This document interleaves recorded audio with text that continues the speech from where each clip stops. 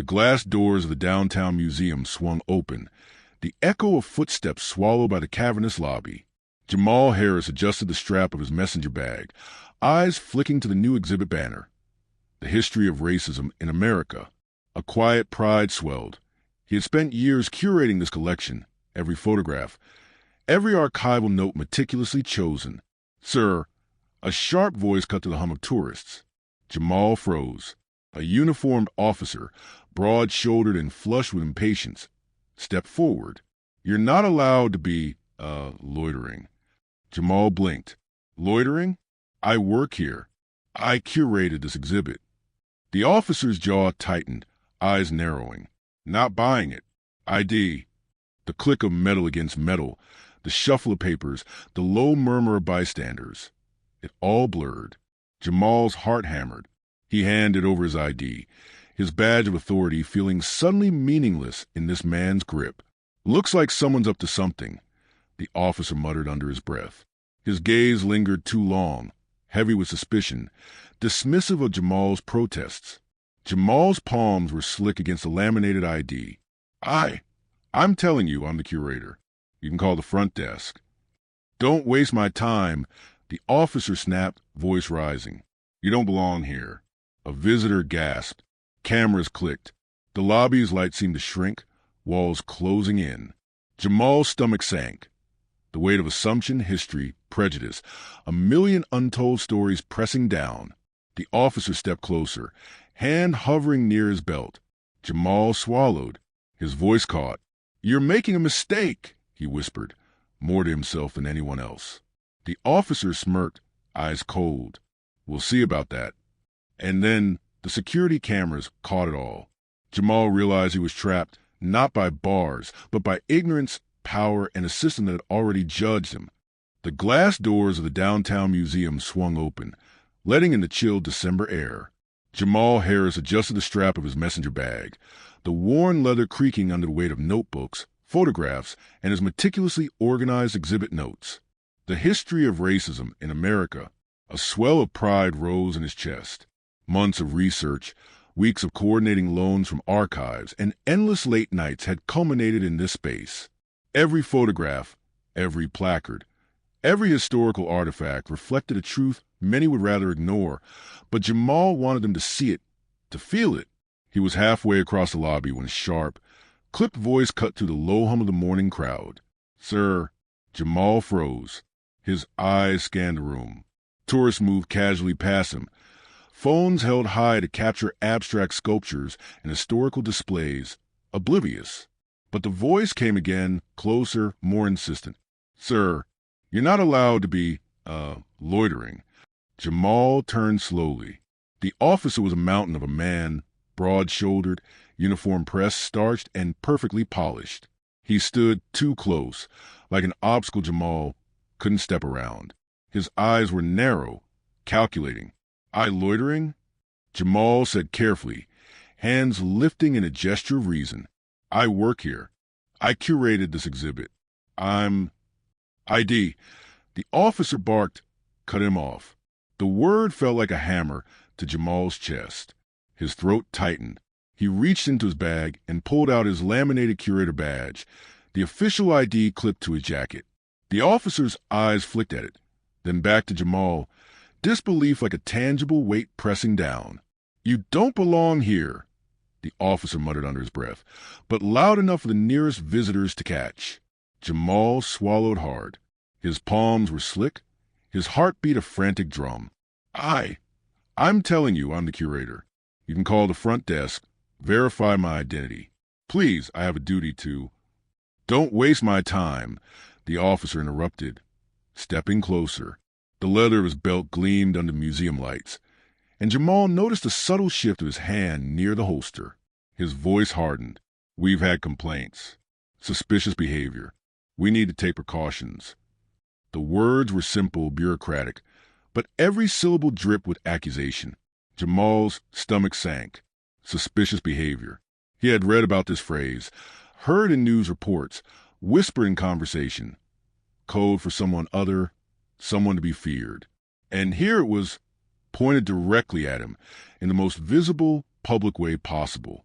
"I'm not suspicious," Jamal said, trying to keep his voice steady.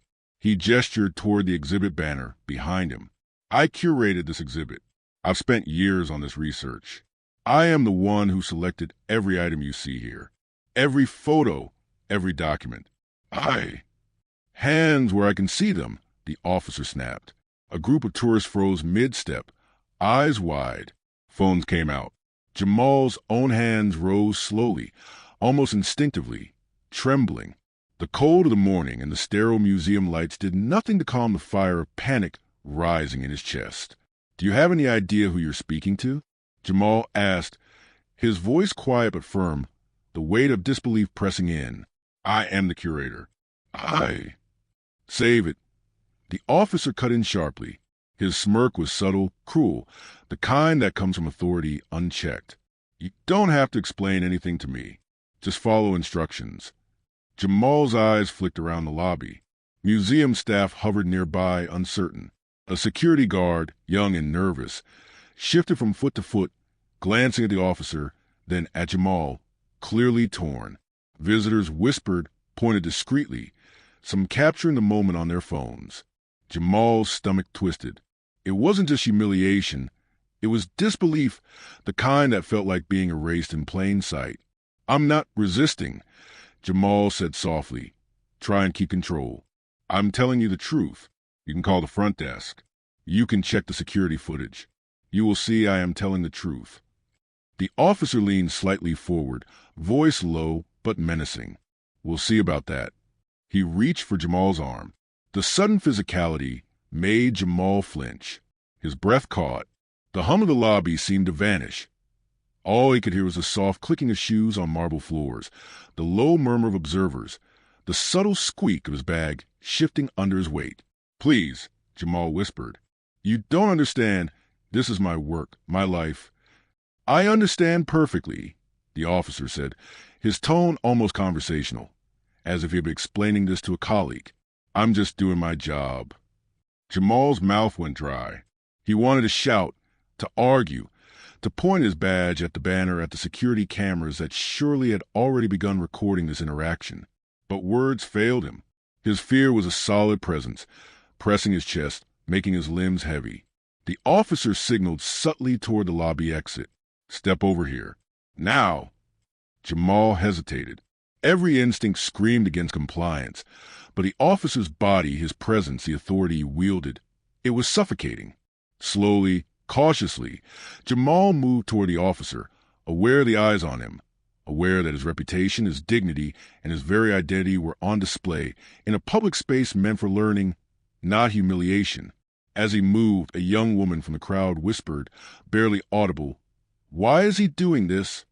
Jamal's stomach twisted. He looked at the officer, who met his gaze with thinly veiled irritation, then at the camera above, and finally back to the crowd, frozen witnesses capturing every micro-expression. The surreal theater of power and prejudice closed in. "Sir," the officer said again, voice clipped and cold, "step aside and keep quiet." Jamal's hands shook. He realized with a sickening clarity that no amount of explanation would matter. This wasn't about evidence. It wasn't about truth. It was about control, about authority unchallenged, about a system ready to judge him before he could even speak. "You're making a mistake," Jamal said softly, more to himself than anyone else. The officer smirked, a small twist of lips that carried arrogance and disdain. "We'll see about that." The lobby lights glinted off the officer's badge. The security cameras silently rotated, capturing the confrontation. Jamal felt the weight of history pressing down, centuries of injustice, coded prejudice, assumptions of criminality, assumptions of guilt. He realized that in this moment, he was not just defending himself. He was defending every name, every story, every person erased before their time.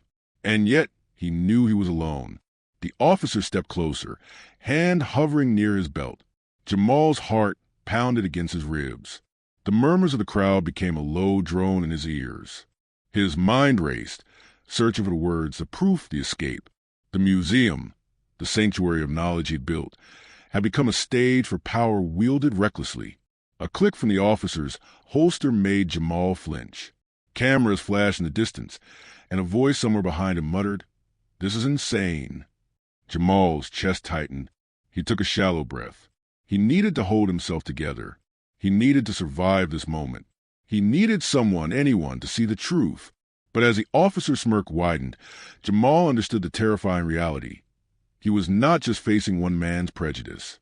He was standing against centuries of systemic bias, public perception, and unquestioned authority. The officer's hand shifted slightly. The back office smelled of disinfectant and stale coffee, the kind of sterile smell that made Jamal's stomach churn. Officer Dalton sat across from him, rigid in his chair, eyes narrowed, arms crossed like a barricade. The fluorescent lights flickered once, then steadied, casting a cold glare over the room. Jamal's hands fidgeted on a laminated ID card he had clutched like a lifeline all morning. "I'm telling you," Jamal said, voice firm despite the tension. "I curate the history of racism exhibit. Every piece in that gallery reflects months, years of research. You've made a mistake." Dalton's smirk didn't waver. "I've made plenty of mistakes, sure," he said casually, leaning back. "But this isn't one of them. People like you tend to attract attention." Jamal's stomach dropped. "People like me." The phrase had been whispered, murmured, and assumed 1,000 times before, but spoken aloud it felt like a slap. He clenched his fists. "Attention for what?" Jamal asked, tone rising. "For showing history? For educating the public?" Dalton shrugged, dismissive. "You know what I mean. Suspicious behavior. Staying too long in one area. Wearing a hoodie indoors." Jamal froze. Hoodie indoors. He was wearing a simple black jacket over a sweater. Nothing provocative. Nothing suspicious. But Dalton's eyes said differently. The officer's assumptions were heavier than facts, sharper than any badge. "I have every right to be there," Jamal said, his voice shaking slightly despite himself. "I'm the curator. Staff can verify me. Witnesses saw me. Security footage shows me moving through the exhibit." Dalton cut him off. "I don't care what footage shows. I act on what I see and what I hear. You're the one causing complaints." A bead of sweat slid down Jamal's temple.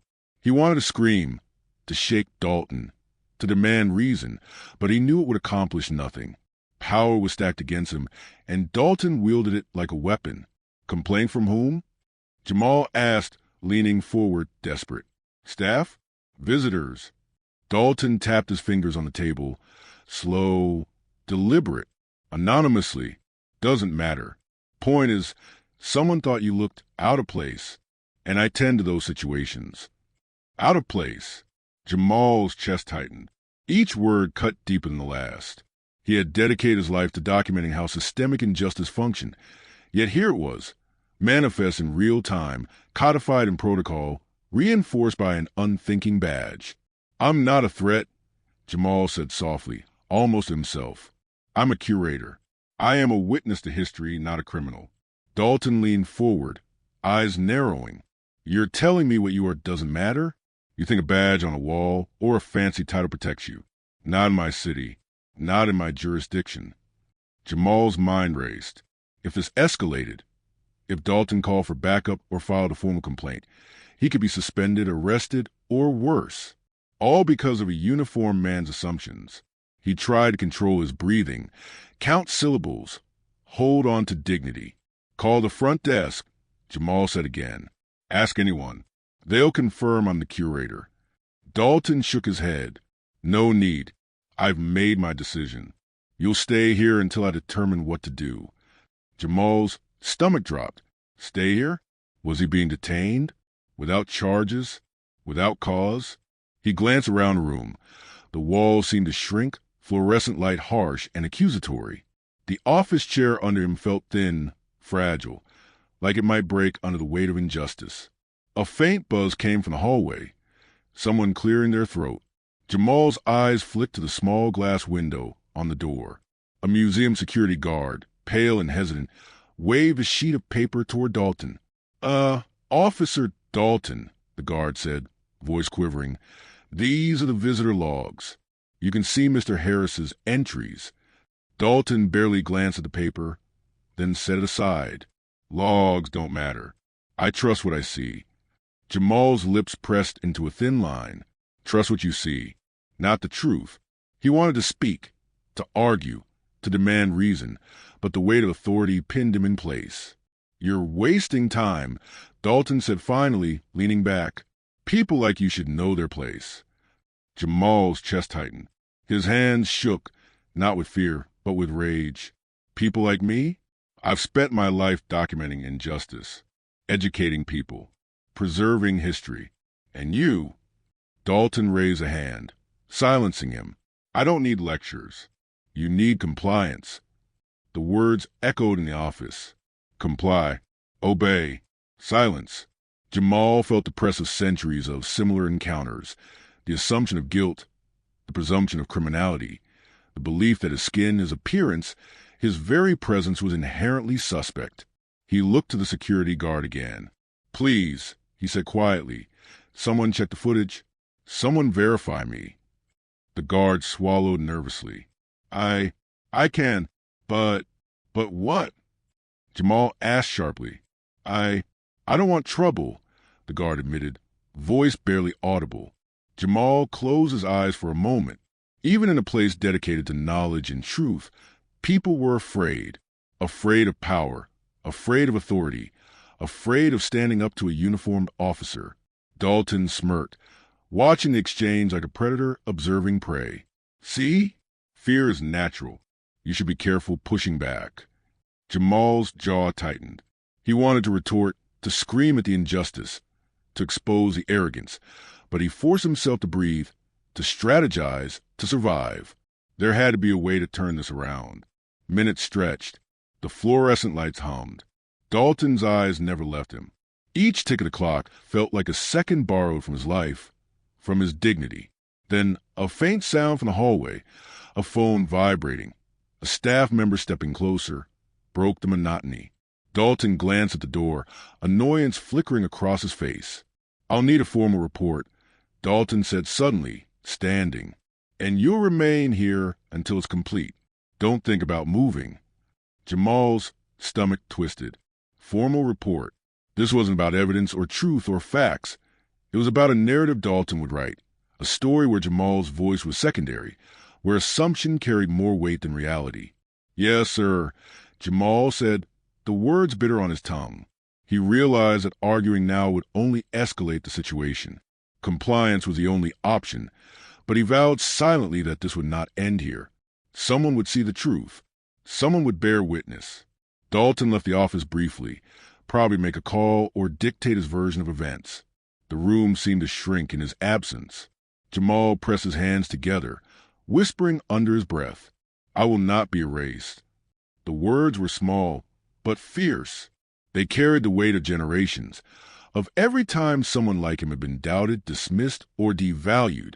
They carried the promise of resistance, of persistence, of truth surviving even under the harshest scrutiny. And in that sterile, fluorescent-lit office, Jamal understood that the battle had only begun. Outside, the hum of the museum continued, oblivious. The crowd wandered through exhibits, pointing at photographs, reading placards, taking selfies. They didn't know the storm brewing behind a locked office door. They couldn't see the injustice, the abuse of power, the thin line between authority and oppression. But Jamal knew, and he was ready to fight. The fluorescent lights of the interrogation room buzzed overhead, washing the walls in cold, unyielding white.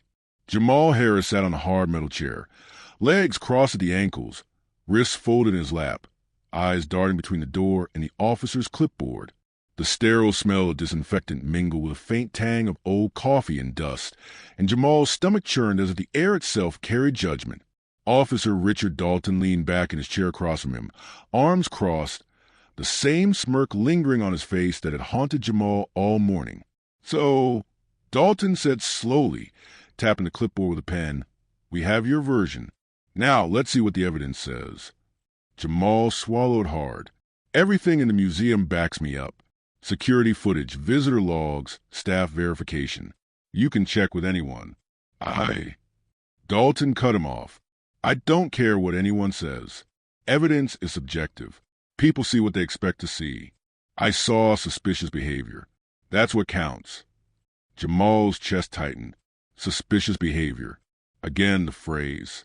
An invisible noose tightening around him, built from assumption and prejudice rather than facts. He clenched his fists under the table. "Officer," he said evenly, "I've been working at the museum for years. I curated the history of racism exhibit. Every photo, every artifact, every note, you can verify all of it. I'm not lying. I'm not resisting. I am telling the truth. Check the logs. Check the cameras. You will see." Dalton waved a hand dismissively. "Logs and cameras don't matter. What matters is that someone looks suspicious. You fit the profile. People like you." Jamal flinched at the words. "People like me." How many times had he heard that, in whispers, in sideways glances, in the cold calculation of assumed guilt? Too many. And now it came from a man with authority. Someone with the power to make decisions that could destroy his life in minutes. A faint knock on the door made both men turn. A young female officer stepped in, holding a tablet. "Sir, we've reviewed the museum footage. The staff confirmed Mr. Harris's identity. He is the curator of the exhibit." Dalton's eyes narrowed. "Confirmed by who?" "By the museum staff and security," she replied. Her tone was polite, but there was a subtle hesitation, as if she, too, felt the weight of the situation. Dalton leaned forward, resting his elbows on the table.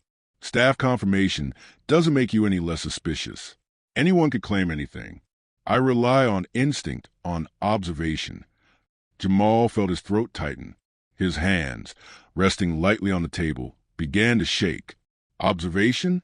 You observed me walking through the lobby, doing my job, being myself, and somehow that makes me suspicious." Dalton's smirk widened. "It's not about what you do. It's about what you represent. People see patterns. I see patterns." Jamal swallowed hard. Every syllable from Dalton was a reminder that prejudice could masquerade as authority, that assumptions could outweigh evidence, and that his identity could be criminalized simply because it made someone uncomfortable. "I'm not a pattern," Jamal said, voice low but steady. "I'm a human being. I'm a historian. I am the person who tells the stories that others might want to hide." Dalton leaned back, smirking again. "Stories don't matter. Compliance matters. Order matters. You crossed the line this morning. You should know your place." Jamal's jaw clenched. He felt a familiar mix of rage and disbelief, the sickening understanding that logic and truth were meaningless to those who wielded unchecked power. He looked down at the laminated curator badge on the table, the little rectangle of authority that held no weight in Dalton's eyes. "Then what happens now?" Jamal asked quietly. "Am I being detained? Charged? I need to know what you intend to do, because I have a reputation, a career, a responsibility to this museum and this city." Dalton shrugged. "We'll see. For now, I need a formal statement. You'll write it down. Every detail. Every word you've said to me today.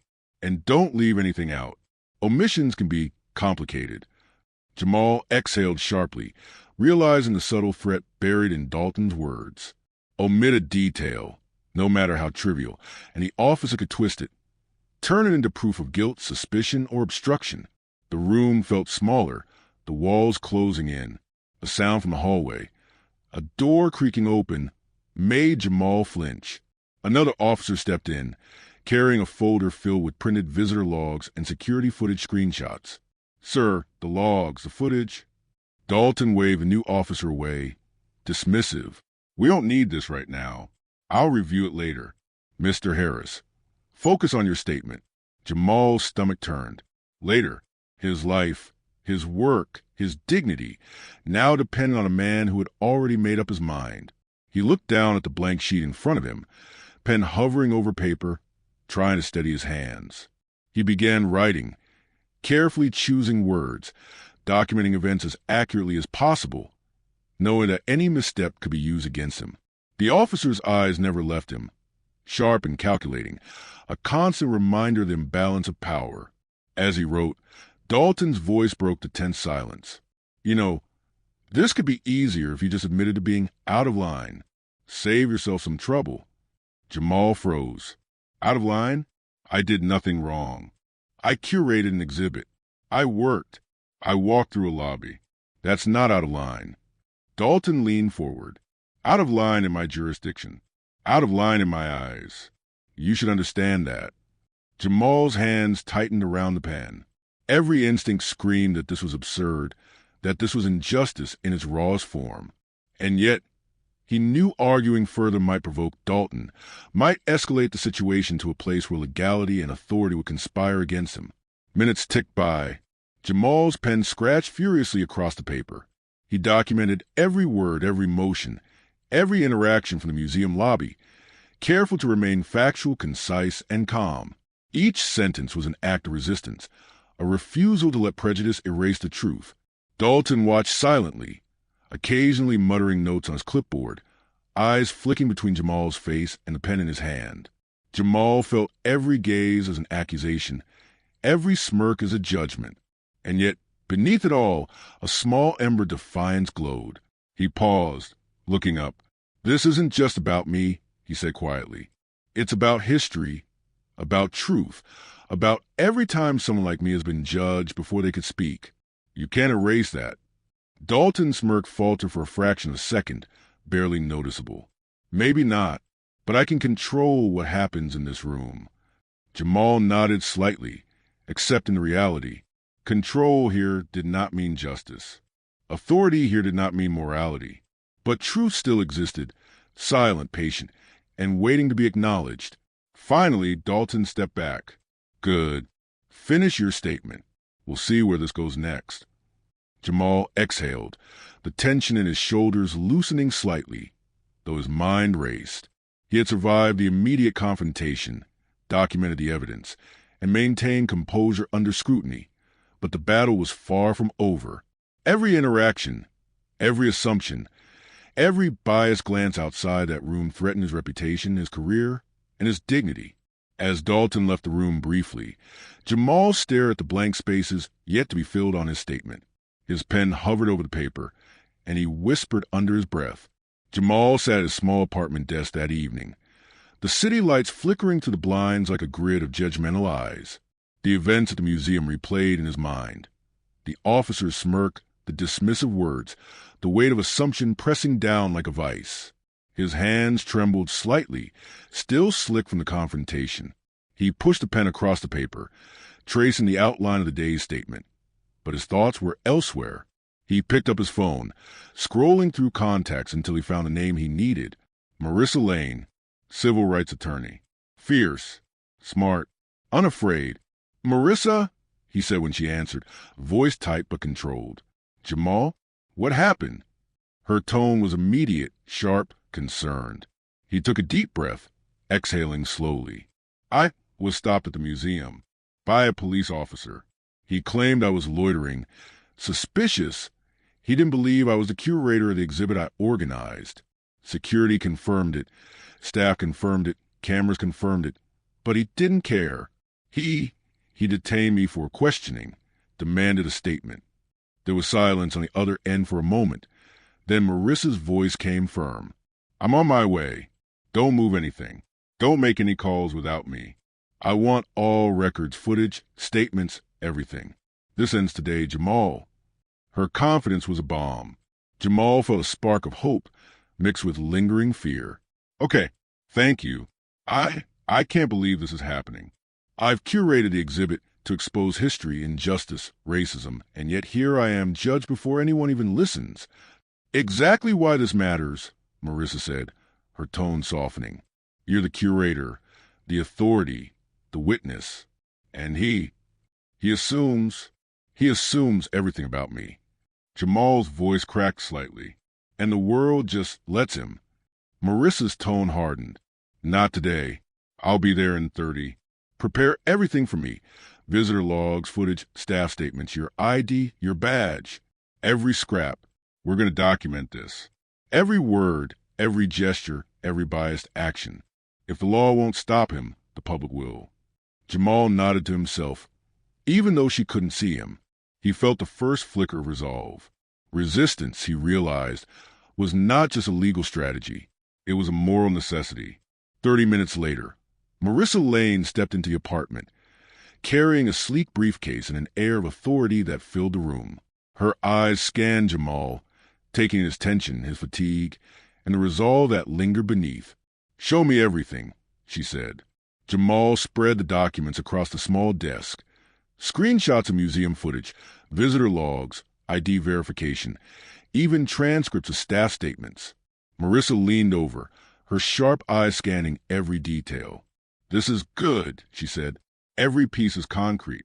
You have more than enough to challenge this." And the officer? He overstepped. Way overstepped. "This isn't about your behavior. It's about his assumptions." Jamal rubbed his forehead. "Assumptions wielded like weapons. That's what terrifies me. He didn't even consider the evidence. Didn't even pause to verify me. He acted on prejudice." Marissa's expression hardened. "That's systemic bias, Jamal. And it's why we document, why we resist, why we make sure the world sees it. This is more than one officer. It's the institution protecting its own assumptions. But we can fight it." Jamal exhaled slowly, letting her words sink in. "And the museum? They'll have to cooperate," Marissa said firmly. "They can't hide evidence, can't claim ignorance. Staff statements, footage, visitor logs, they're all part of your defense. And your exposure to the exhibit's value makes it harder for them to dismiss this as trivial." He nodded again. "I want to expose this, not just for me, for everyone who's been judged, silenced, erased before they could speak." Marissa's voice softened. "And you will, but carefully, strategically. We document, we challenge, we force accountability. That's resistance." Jamal felt a steady determination building in his chest, a fire he hadn't felt since the first time he realized the power of history, of truth, of witness. "Where do we start?" "Step one," Marissa said, "is a formal complaint. Internal affairs, museum administration. Step two is documentation. Every piece of evidence, every witness, every discrepancy in the officer's claims.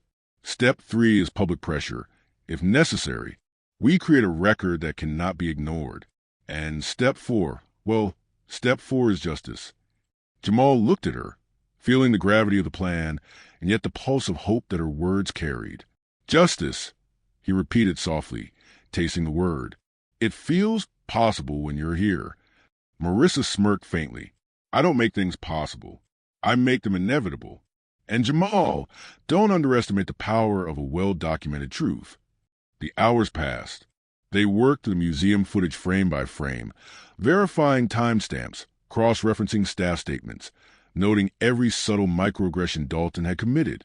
Marissa's pen moved swiftly across her notebook, writing strategy, documenting evidence, mapping out next steps. Jamal copied down notes, keeping a personal record, his hands steady now despite the earlier tension. Finally, they leaned back, a quiet pause settling over the apartment.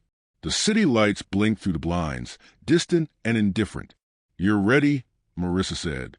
"You have the evidence, you have the statements, you have the documentation. If the officer thinks he can act with impunity, he's about to be proven wrong." Jamal exhaled. "It still feels surreal that I'm defending myself against someone who assumes so much, so easily." "That's reality," Marissa said. "Bias doesn't require justification, but truth requires effort, and you're prepared." He nodded, feeling the weight of the day, the tension, the humiliation, but also a growing sense of control, of agency. He wasn't powerless. He wasn't alone. "Tomorrow," Marissa said, "we begin the official process. Internal affairs, museum administration, and if needed, public attention. But tonight, we rest, we prepare, and we plan. Resistance is patient, Jamal. It doesn't rely on anger. It relies on strategy." Jamal leaned back in his chair, closed his eyes for a brief moment. He let himself feel the exhaustion, the fear, the lingering sting of Dalton's assumptions. But he also let himself feel the ember of determination, now stoked into a small flame by Marissa's presence and guidance. "Patient, strategic resistance," he murmured. "I can do that." Outside, the city continued its rhythm. Cars honking, distant laughter, lights flickering, unaware of the quiet revolution forming in a small apartment above downtown streets. Inside, Jamal Harris was plotting his next move, the curator who refused to be erased, and the lawyer who would make sure his story, his truth, was heard. As the night stretched on, Jamal stared at the photographs of the exhibit pinned to his wall. The faces of those who had suffered, resisted, survived. Each image was a reminder of the stakes, a motivation for fight ahead. Dalton's assumptions were powerful, but Jamal's truth was stronger. And now, with Marissa's guidance, it would be seen. In that quiet room, Jamal Harris understood something fundamental. Resistance wasn't just legal. It was moral. It was personal. It was necessary. And he would not back down. By mid-morning, the story had already begun its slow ripple through the city. Jamal Harris sat in a small conference room at the museum, the glow of his laptop reflecting off his glasses. Marissa Lane was beside him, reviewing statements and footage one last time before submitting the formal complaint to Internal Affairs. Outside, the lobby hummed with tourists, oblivious of the storm brewing within the museum's administration. "I've uploaded everything," Marissa said firmly, her fingers tapping the last few keys on the keyboard. Logs, footage, staff statements, visitor accounts. Every biased comment Dalton made, every assumption he acted on, it's all here. Nothing can be ignored. Jamal exhaled slowly, running a hand through his hair. "I can't believe it's come to this. That a single officer's prejudice can ripple so far, affect so many people, and yet so few notice." "Most don't notice," Marissa said. "But when the media catches it, the public can't look away. That's when accountability becomes inevitable." Jamal's stomach twisted. He hated the idea of public exposure, the scrutiny, the risk of misrepresentation. But Marissa was right. Dalton's assumptions weren't just personal. They were institutional. They thrived on invisibility. And visibility was now his greatest weapon. 2 hours later, a local news station ran a short segment. Curator detained at museum under suspicion, officers' actions questioned. The clip showed a blurred image of Jamal's ID. The officers clipped instructions and a few panicked whispers from visitors. Social media exploded. Hashtags advocating justice for Jamal trended within hours. Jamal watched the clip in stunned silence. His pride in the exhibit clashed with his horror at being publicly humiliated. Every comment, every retweet, every post weighed heavily, but also carried an undeniable truth. The world was finally watching. "Look at this," Marissa said, pointing to the growing thread of supportive messages online. "People are paying attention.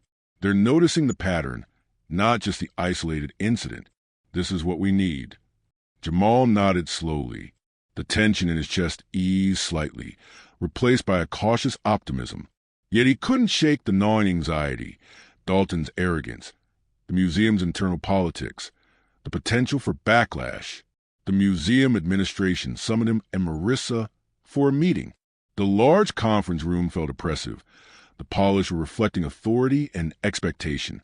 Several administrators sat across from them, folding arms, adjusting ties, and flipping through Jamal's submitted evidence. "Mr. Harris," the museum director began, voice calm but distant, "we've reviewed your complaint. The situation with Officer Dalton has caused considerable attention."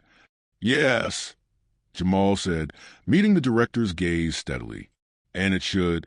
His actions weren't just improper. They were prejudiced. I was doing my job. I was in the museum I manage.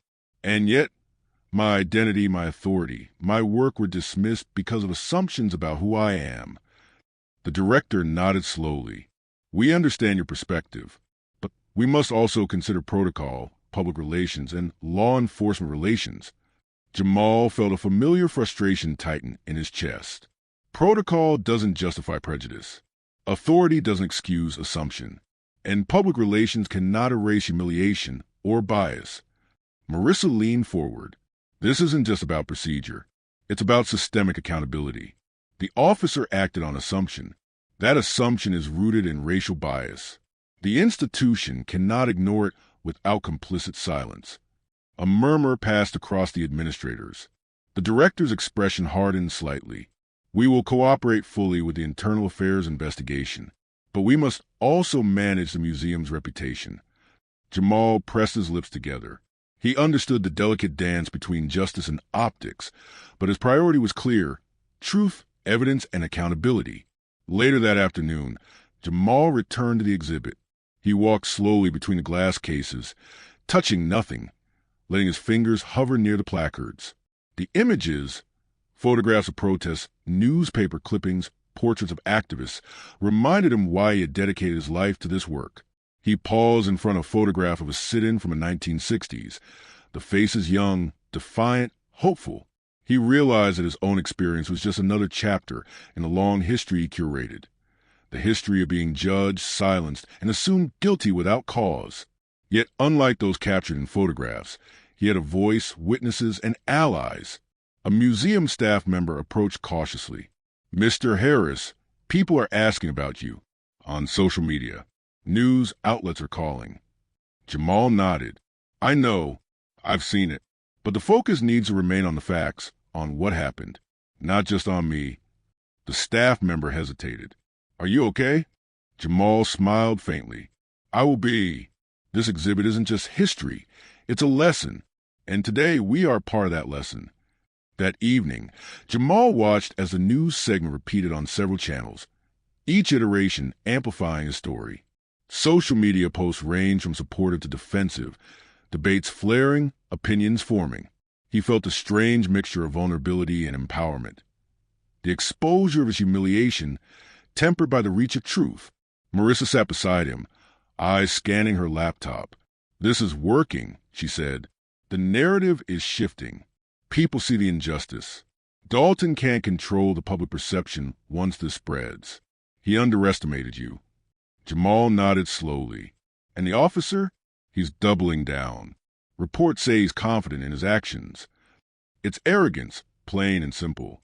Arrogance backed by authority is dangerous," Marissa said. "But it's also fragile. Exposure cracks it. That's where justice begins." He took a deep breath. The weight of the day pressed on him. But he felt a new kind of determination, born from the public acknowledgement of what he had endured. Dalton's prejudice had sparked something larger, a conversation, a challenge to authority, and a documentation of systemic bias. Over the next few days, the story grew. Local newspapers covered it, citing eyewitness accounts and footage, describing the officer's questionable judgment. Advocacy groups released statements supporting Jamal, highlighting patterns of racial profiling and the importance of accountability. Jamal returned to museum daily, overseeing the exhibit, engaging with visitors, and speaking carefully to the media. Every interview, every public statement was measured, precise, yet infused with moral authority. He refused to let Dalton's assumptions define the narrative. One afternoon, a young visitor approached him. "Mr. Harris, thank you," she said softly. "I didn't realize history was like this. I didn't see it before." Jamal felt a swell of pride. "History is always here," he said gently. "We just have to be willing to look."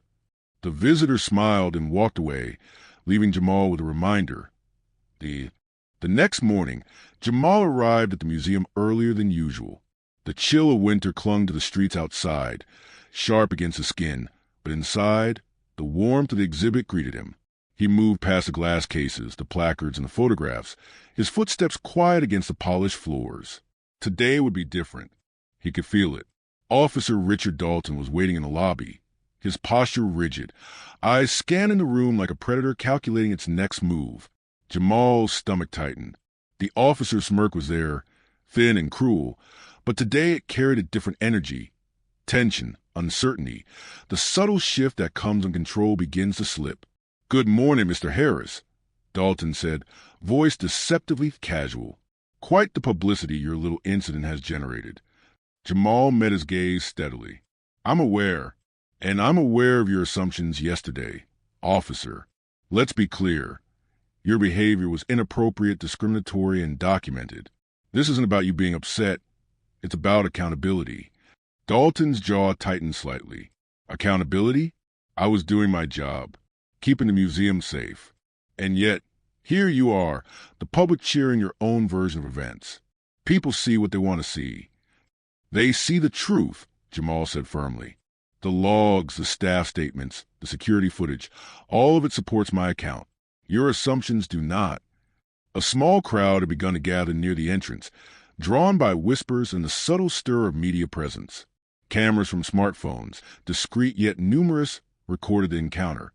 Dalton noticed them, a flicker of irritation crossing his face. "Perhaps," Dalton said, voice low, "you think the public will protect you, but authority doesn't work that way. I make judgment calls. I decide what's acceptable behavior. You test boundaries." Jamal felt the weight of history in Dalton's words. Test boundaries. Speak truth. Be visible.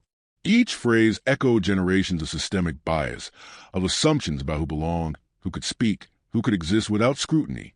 "I am not testing boundaries," Jamal said, voice steady despite the adrenaline coursing through him. "I am doing my job. I am performing my duty, and I will not be judged, questioned, or humiliated for simply existing in the space I manage." Dalton stepped closer, the air between them thick with tension. "You think you're untouchable because of media attention? Because a few people are watching? That doesn't change anything. Here, in my jurisdiction, I decide. I enforce. You comply, or there are consequences." Jamal squared his shoulders. Enforcing authority does not justify prejudice, and compliance does not erase responsibility. You are accountable for your actions, officer. The public is watching.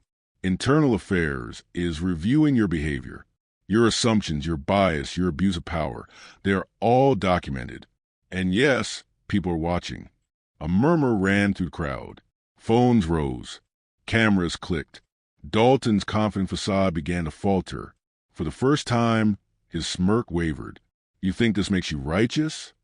Dalton demanded, voice rising. "This is about order, about rules. And you make it personal." "It is personal," Jamal said calmly, eyes locking with Dalton's. "Because prejudice, discrimination, and abuse of authority are personal. They affect real people, real lives, every day. And you have chosen to wield your authority without accountability. That is the problem." Dalton's fists clenched at his sides. "You're making accusations." "Facts are not accusations," Jamal replied firmly. "They are facts. And the facts show that you acted on assumptions, targeted me without cause, and dismissed evidence that contradicted your narrative. That is unacceptable." The crowd had grown larger. Murmurs became questions. One visitor, a young woman, called out, "Why is he harassing Curator? Isn't this his museum?" Another voice echoed, "The footage proves he's telling the truth." Dalton's composure cracked. His authority, once absolute in the sterile confines of the office, was now challenged by visibility and evidence. The subtle power of unchecked assumptions was slipping. "You think this is over?" Dalton hissed. "I still have the badge. I still have authority." "Authority without accountability is empty," Jamal said softly, deliberately. "And authority abused in public will eventually crumble under scrutiny. The badge doesn't protect you from the truth, and the people will see that." A phone camera clicked sharply. Dalton's eyes darted around, realizing the public was recording every movement, every gesture. Each smirk, each word, each subtle intimidation tactic was now part of the permanent record. "Enough," Dalton barked, stepping back. "You think the crowd, the cameras, the statements, any of it changes reality?" "It changes accountability," Jamal said calmly, voice resonant. "It changes consequences. It changes history. And it changes you, because no one is above scrutiny. No one is beyond responsibility. Not even you." For a moment, Dalton's eyes flickered, frustration, disbelief, even fear. He glanced at the smartphones, the murmuring crowd, the staff witnessing the confrontation. His control, once absolute, was eroding under the weight of truth. You'll regret this," Dalton spat. "No," Jamal said, voice quiet but firm. "I will not. Justice is not revenge. It is accountability. And the world sees what you cannot hide. That is your reality now." The tension lingered for a moment longer. Dalton's fists relaxed slightly. His shoulders slumped imperceptibly. The power he wielded so casually in offices and corridors seemed diminished under the scrutiny of witnesses, cameras, and the undeniable record of his actions. Jamal's gaze remained steady. "You have a choice," he said. "You can acknowledge your mistakes, take responsibility, and begin to." The following morning, Jamal returned to the museum with a sense of grim determination. News coverage of the previous day's confrontation had spread citywide, and whispers of the incident were circulating even beyond the walls of the museum. Staff and visitors greeted him with subtle nods, some quietly expressing support. Others wary of being associated with the growing controversy. Jamal ignored the whispers, focusing on the work ahead. Marissa Lane arrived with her briefcase in hand, her eyes sharp, her presence commanding. "We need to push this forward," she said, voice firm. "Internal Affairs is reviewing Dalton's actions, but public exposure accelerates accountability. The evidence is clear, his bias, his misuse of authority, but we need pressure to ensure consequences." Jamal nodded, feeling the weight of responsibility press upon him. The exhibit had always been a testament to systemic injustice, but now he was living that narrative. His own experience had become part of the story, a new exhibit within the broader history of racism. They began compiling every piece of evidence: security footage, staff statements, visitor logs, timestamps, and the documentation of Dalton's biased remarks. Each item was meticulously organized, cross-referenced, and annotated. Marissa dictated notes, Jamal recorded observations, and together they created an airtight dossier. "This is solid," Marissa said, reviewing a folder filled with screenshots and transcribed dialogue. "Every action, every assumption, every dismissal is documented. If Internal Affairs ignores this, the public won't. The narrative is in your favor, Jamal." Jamal exhaled slowly. "I never imagined my work curating the history of racism would intersect so directly with lived experience. But here we are. It's one thing to document injustice. It's another to endure it personally and still demand accountability." Marissa gave a small, approving nod. "That's precisely why your testimony matters. You're not just a witness to history. You are part of it now. And history has a way of catching up with those who abuse power." By mid-afternoon, the dossier was ready. Marissa submitted it to Internal Affairs, along with a cover letter detailing Dalton's misconduct and bias. Jamal observed the process with careful attention, aware that the investigation was now formalized. "I want transparency," Marissa said, her tone resolute. "We'll request updates, follow every procedure, and ensure that Dalton's actions are scrutinized. Nothing escapes documentation." Jamal nodded, feeling a mixture of relief and anticipation. The officer's arrogance had been exposed publicly, but the next step was institutional, where consequences could truly take shape. Later, as the museum emptied, Jamal wandered to the exhibit hall alone. He paused before a display highlighting civil rights activism in the 1960s. Photographs of protests, sit-ins, and marches stared back at him, each image carrying the weight of struggle and resilience.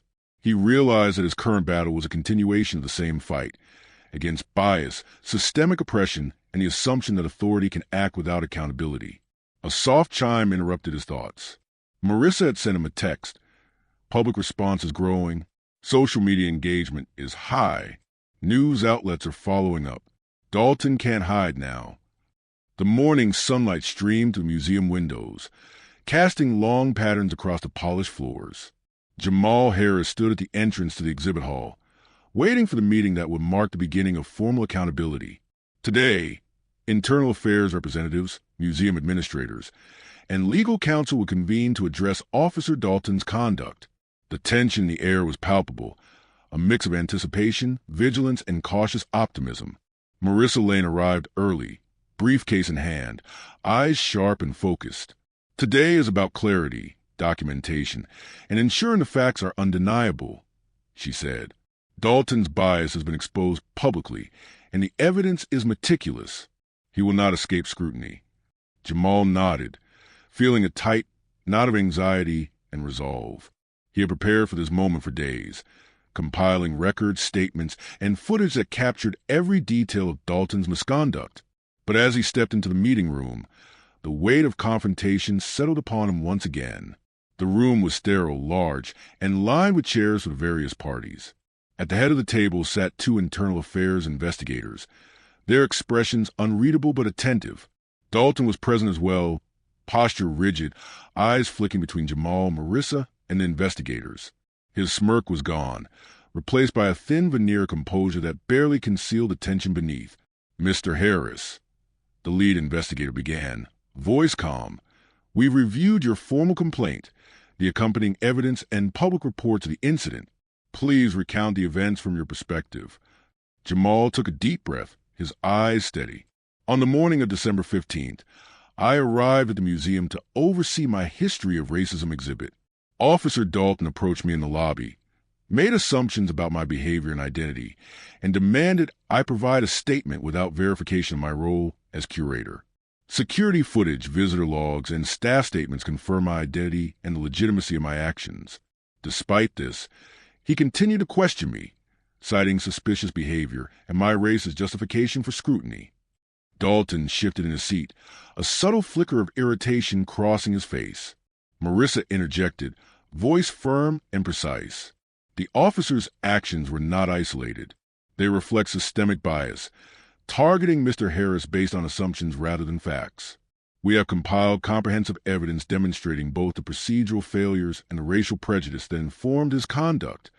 The investigators nodded, taking notes. Dalton's lawyer cleared his throat, a quiet attempt to interject. "My client acted within the bounds of authority. Any perceptions of bias are purely subjective." Jamal's jaw tightened, but he maintained composure. "Authority does not absolve prejudice. Compliance with procedure is not a shield for discrimination. Every action is documented, and every assumption he made was influenced by bias. This is not subjective. It is evidenced by multiple sources." One investigator leaned forward. "We will consider all submitted evidence. Dalton, you will have the opportunity to respond to these claims. However, we must emphasize the gravity of allegations involving racial bias and abuse of authority." Dalton's eyes flickered toward Jamal, and for a moment, his usual arrogance wavered. The power he once wielded freely now carried the burden of scrutiny. Dalton spoke slowly, measured. "I acted based on observations. At the time, I believed my actions were justified. Any perception of bias was unintentional. I followed procedure as I understood it." Jamal met his gaze, unwavering. "Intent does not erase impact. Your actions were discriminatory, and they caused real harm, public humiliation, emotional distress, and the undermining of institutional trust. Procedure without accountability is meaningless." The room fell into tense silence. The investigators exchanged glances, clearly weighing the evidence against Dalton's defense. Marissa leaned subtly toward Jamal, offering a quiet nod of reassurance. "Your actions," the lead investigator said finally, "have been documented, analyzed, and corroborated by multiple sources. Internal Affairs will pursue disciplinary measures, including review of duty status, training requirements, and formal reprimands. The officer's behavior does not align with the standards of conduct expected of law enforcement." The city's evening skyline glimmered through museum windows, a constellation of lights reflecting on the polished floors. Jamal Harris walked slowly through the exhibit hall, the quiet hum of visitors a stark contrast to the turmoil of the past weeks. Each photograph, each placard, each display of history now carried a new weight, not just as documentation of the past, but as evidence of lived experience and the ongoing fight for justice. He paused in front of the large central exhibit, a collage of protests, sit-ins, and community activism. Faces frozen in time stared back at him, defiant, proud, unbowed. Jamal traced the edge of one photograph with his finger, feeling the connection between their struggle and his own. The fight he'd endured against Dalton, though different in form, echoed the resistance captured in these images. Marissa Lane joined him silently, her presence steady and reassuring. "It's done," she said softly. "Internal Affairs has completed their review. Dalton has received formal reprimands, mandatory training, and his actions are now part of the official record. Public awareness has ensured accountability." Jamal nodded, a mix of relief and lingering tension in his chest. "It's surreal," he murmured, "to go from being questioned, humiliated, and doubted to seeing actual justice take shape.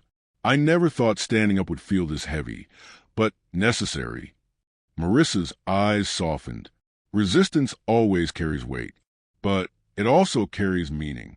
You've set a precedent, proof that authority is not untouchable, that bias has consequences, and that visibility matters.